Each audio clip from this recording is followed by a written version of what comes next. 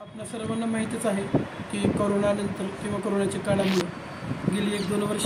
शिक्षण क्षेत्र फार मोठ्या प्रमाणात प्रभावित झाले आणि आपण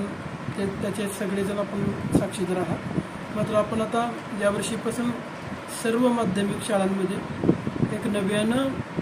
वेगळ्या भावनेनं आणि वेगळ्या दिशेनं हे क्षेत्र येण्यासाठी एक युनिक मास्टर प्लॅन आपण तयार करत आहोत।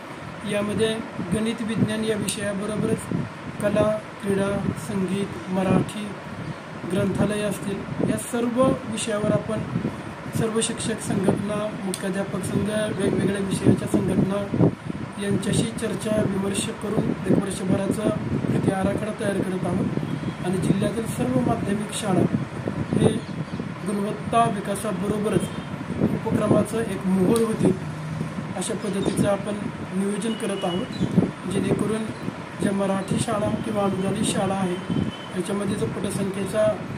प्रश्न उद्भवत आहे तो तर दूर होईलच, मात्र पुन्हा एकदा या शाळांकडे अत्यंत सकारात्मक पद्धतीने बघण्याचा